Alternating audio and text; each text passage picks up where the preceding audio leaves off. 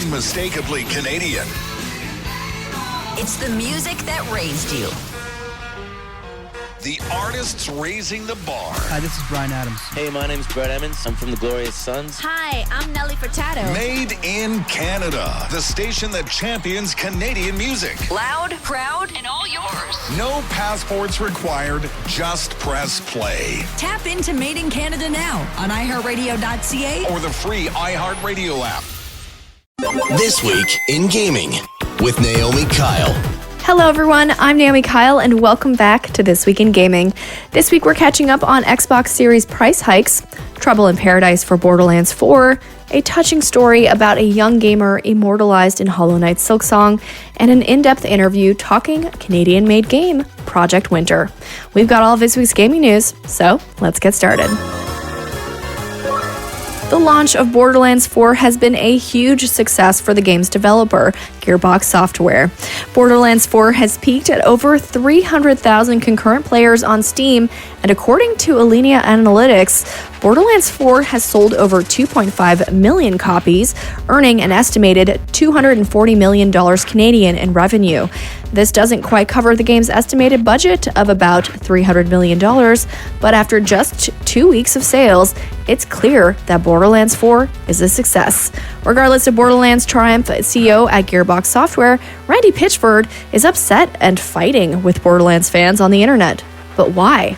Some fans have found their time with Borderlands 4 to be a bit rocky, with reports of players running into technical issues despite playing on very powerful PCs. The recurring issue has resulted in a mostly mixed score on Steam, and that doesn't sit well with Randy Pitchford, who has earned himself a reputation for being overtly defensive when it comes to receiving criticism. One example is a reply to a post on Twitter that has since gone viral, where one user tells Randy that even with the best PC setup, Borderlands 4 still plays poorly and asks that he fixes the game, to which Randy replies the following: "You can do whatever you want. The game is the game. Please get a refund from Steam if you aren't happy with it. I would not put a Ferrari engine in a monster truck and expect it to drive like a Ferrari. If you're not happy using the tools available to you to improve frame rate and you're not happy with the frame rate you have, you should play a different game." Randy has a history of replying to fans and sometimes saying things just a little too bluntly. I have a feeling this won't be the last we hear from him. U.S. tariffs have done a number on international trade, resulting in the price of consumer goods to skyrocket.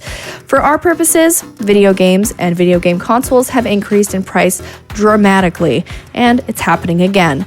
Microsoft, who increased the price of the Xbox Series family of consoles back in May of this year, has announced that they are raising the price yet again. The pricing increase is said to only affect U.S. consumers, or at least for the time being. The new prices for the consoles are in USD, and they are as follows.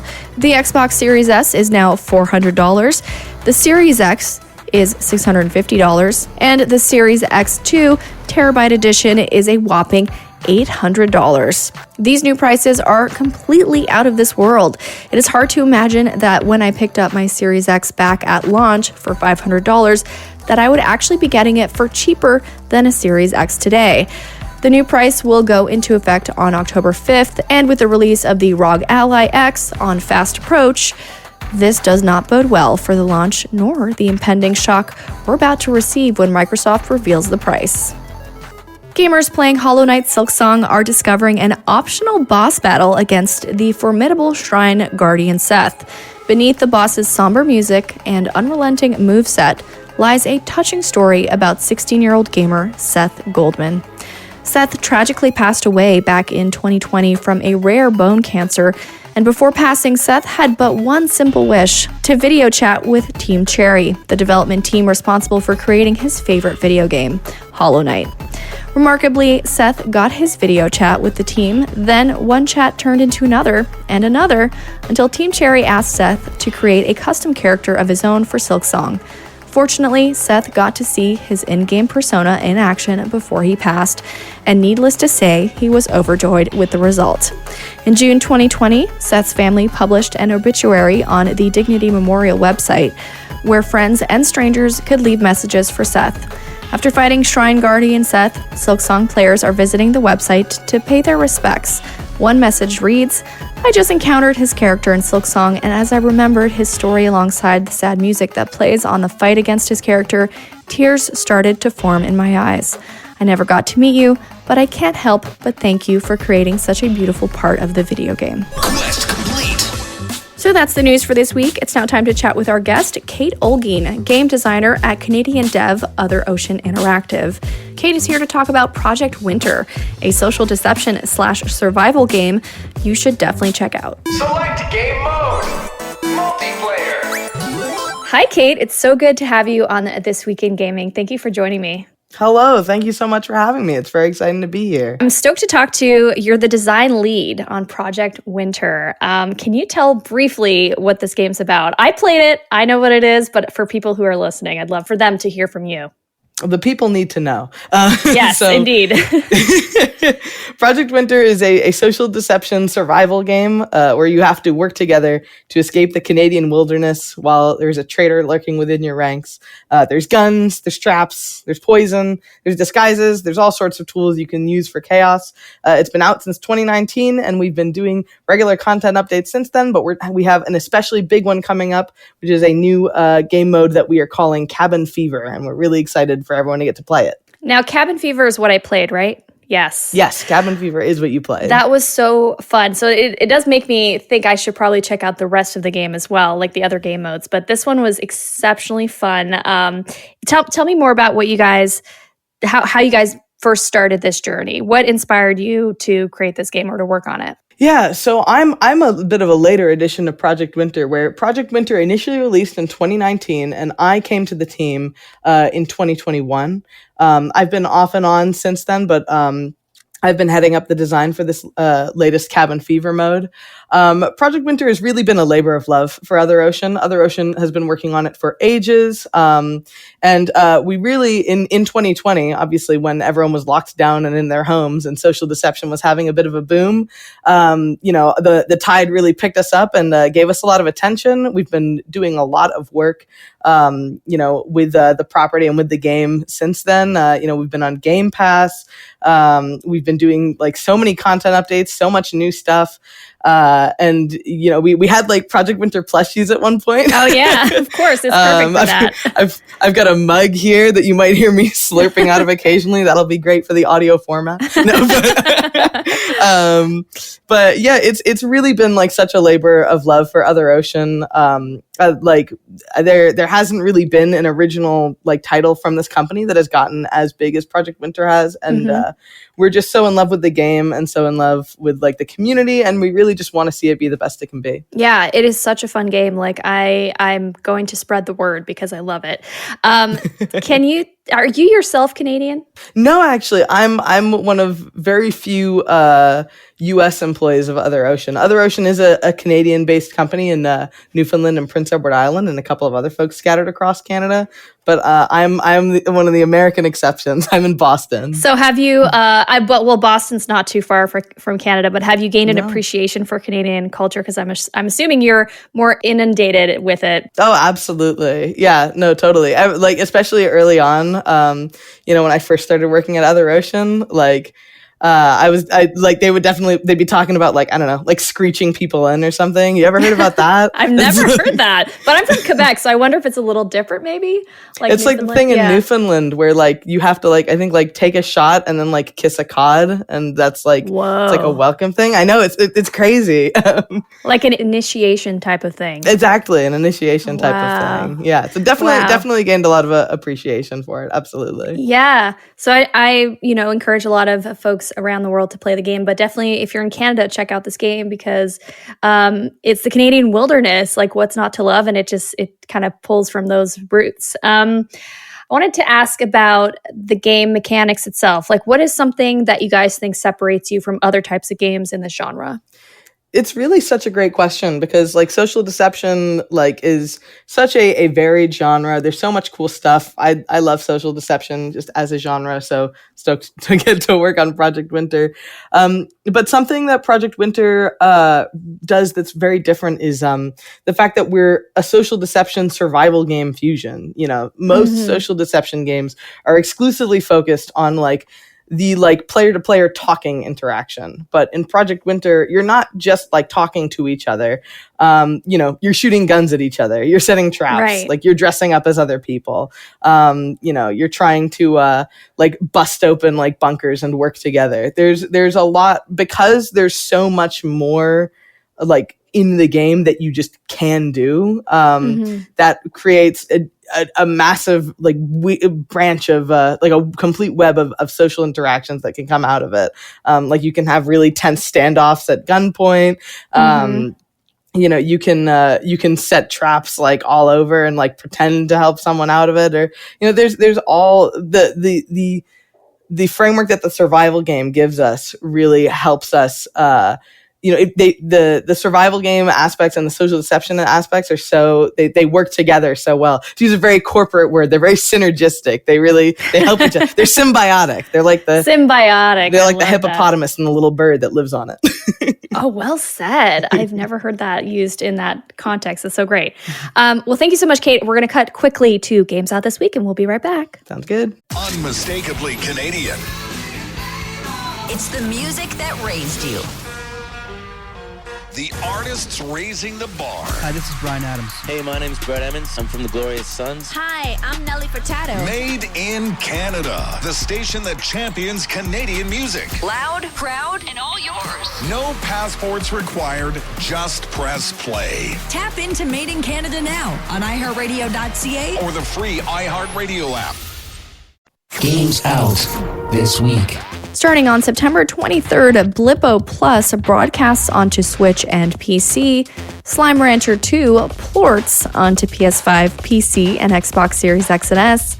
Then on September 25th, Out of Time squads up exclusively on PC. Sworn keeps its oath on PS5, PC, Switch, Xbox Series X and S, and is available day one on Game Pass. Agatha Christie, Death on the Nile connects the dots on PS5, PC, Switch, and Xbox Series X and S. Mamoru-kun, Recurse, and Sonic Racing Across Worlds cruise onto all platforms. Silent Hill F creeps onto the PS5 and PC. On September 26th, Clover Pit hits the jackpot exclusively on PC. Claddon X3 gets retro on PS4, PS5, and PC.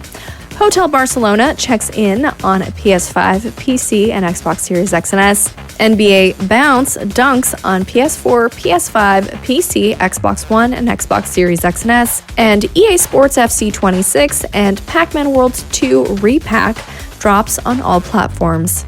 The Epic Game Store is offering 2 free games this week: Joral's Brother and the Most Important Game of the Galaxy, and Eastern Exorcist will be available for download September 25th to October 2nd. Quest accepted. All right, so these types of games, they're always intense. You're playing with friends, but you're trying to deceive them. What are you guys thinking of in terms of like the psychology of the game? Is there anything you could speak to in regards to that? I'd imagine that there's just a lot of moments where you can feel truly betrayed by somebody that you thought you trusted, because the way that they're able to lie and deceive. Talk to us about some of how the communication and trust angle of the game works. As a designer, psychology is very often on my mind, because you really never know, like you can guess like how players will react to certain things, but you really never know what direction players are going to take things. And that's why like kind of the survival sandbox element of the game is so important to us. Because it is like the world is relatively small, but it is an open world game. Players can go off in whatever direction they choose. They can, craft items to use. And obviously there's, the entire, like the element of not being limited in your communication aside from proximity. You can say anything to anyone at any point. Right. And so we found that the best way to encourage good deception is to, instead of giving players a lot of structure, we give players all of the tools that they need to come up with their own plans. Like, we don't say, oh, why don't you set a trap at this point at this time? We show all of the tools in the toolbox and let people come up with their own plans. And then that usually ends up being more interesting than whatever scenario we could have come up with anyways. Yeah. So for example, in one of the games that we played, I ended up being the traitor. And one of the folks in our group had been doing a lot of accusing of other people. Yes, had been, very very vocal about accusing other people about being the traitor. And so when I saw a moose nearby, I knew that I could kill that moose and get some fur to disguise myself as this other player. And so I was like, and it would be perfect because after she'd been accusing everyone else, it would be perfect, be the perfect scapegoat. It's really so much of the design of Project Winter has been about giving players the tools to make their own experience and come up with their own deceptions, because ultimately it's players who know how other players in their group will respond best. If that that's makes right. sense. Yeah, that totally makes sense. And that's true. That's the magic and the creative, element of that game. And I think I remember that specific moment too, when you were totally, you were disguised as someone else. And so I was so confused about, wait, who was actually the traitor? I'm so confused. That's kind of the beauty of this game. So were there any challenges? I maybe not in the development of the game, but was there anything that you came across that was like a good problem to solve, something that you didn't expect? Absolutely. So that's actually nice because it ties us back to Cabin Fever, because Project Winter has been out since 2019. We've had regular updates. We've introduced all sorts of new features, all sorts of new items. We have introduced so much, so many fun ways to betray in Project Winter. And also at the same time, because it has been out for so long and it's had such a storied history, the classic game mode can get a little crazy. it can be like a little, it can be a lot to handle. And if you know your way around it, that can be really good. But if you're coming into the game, if you're new to the game, in 2025, it might be a little confusing for you. There might be a lot going on. And once you can get over the initial hurdle, we're confident that there's lots of fun to be had. But it can be really challenging to, for new people to come on in.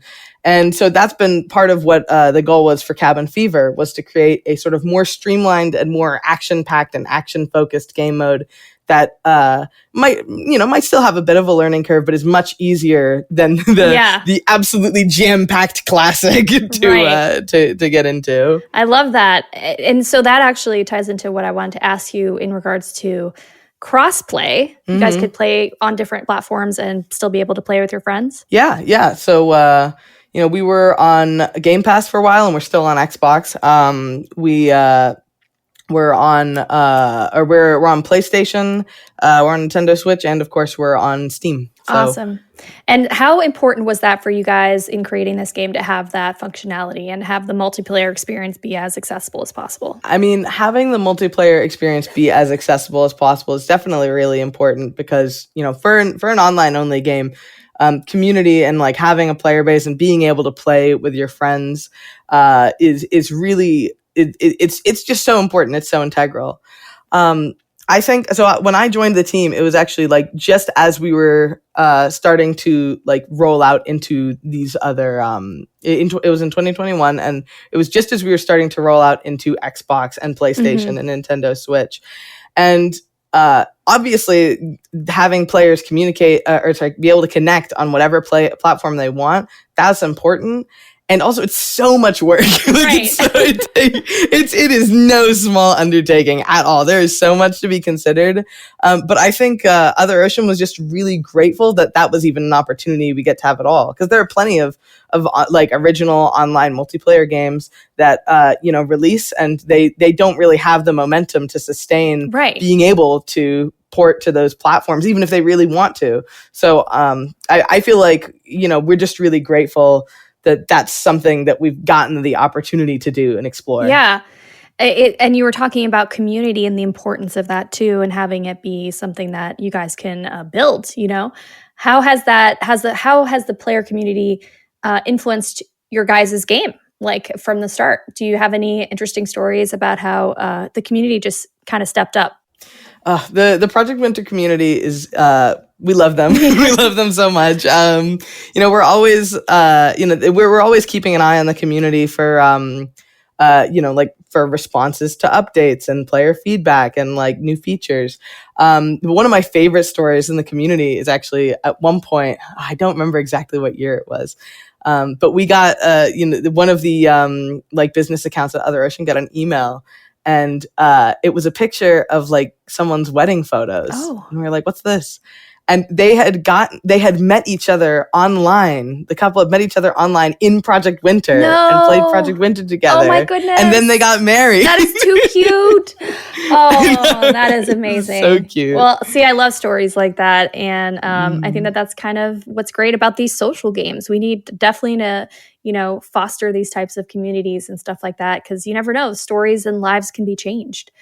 Looking ahead for you guys in the future, anything you guys could talk about in terms of what's coming, and also let people know when they can play this new mode. Oh my gosh, yes, absolutely. Cabin Fever is out. Oh my gosh, I'm such a bad dev. Why don't I know this offhand? I can edit this part out. It's okay. we've been working on it for ages. So, Cabin Fever launches Thursday, September 18th. We're really excited about it. Definitely give it a go. Share it with your friends. Stab your friends in the back. We're really excited about it. We love Project Winter. We are grateful that we've gotten to, as a company and as a team, gotten to work on Project Winter as long as we've been able to. It is very rare for an indie game especially an online multiplayer indie game, to have sustained as much momentum and as wonderful of a community and as much of a player base as we have. And so we're just really looking forward to keeping that going as long as possible. We're looking forward to seeing what people think of Cabin Fever, and seeing what more we can add to and change with that, and just keeping a good thing going. I love it. Well, I did play it, and it's freaking great. Everyone should check it out. And thank you so much, Kate, for joining the show and for talking about Project Winter. Everyone, go check out the game. I think by the time this episode is published, it'll already be out. So go get it, download it on all the plats, or, your preferred plat, and check out Project Winter. Thank you so much, Kate. It was great having you on the show, and especially it was great playing with you. I learned so much and had a lot of fun. Thank you so much for having me. And great playing with you too. Play Project Winter 2.0 Cabin Fever today on Xbox, PlayStation, Switch, and Steam, or pick it up for free until September 25th on the Epic Game Store. For any updates, follow Project Winter on Instagram at Project Winter Official. Flawless victory! Continue! And that's This Week in Gaming. I'm your host, Naomi Kyle, and I had the best time this week bringing you all the news. Thank you so much for listening, and shout out to my co-writer, Josh Seaman, for helping put together everything this week. Don't forget to let me know what you're playing and what you think of these stories by tagging me at Naomi Kyle on social. From all of us here at This Week in Gaming, we wish you a gaming-filled week, and we'll see you same time, same place next week. Thanks for listening. This Week in Gaming is an iHeartRadio Canada podcast. Subscribe to this podcast on iHeartRadio or wherever you get your podcasts. Download the iHeartRadio app for more podcasts just like these. Introducing Bryan Adams Radio on iHeartRadio. Hosted by Bryan Adams himself. Join me for an insider look on a wild ride through 40 years of global rock and roll. Bryan Adams Radio. Now available on the free iHeartRadio app. Or ask your smart speaker to play Bryan Adams Radio on iHeartRadio. Who's ready to rock? Kids wanna rock.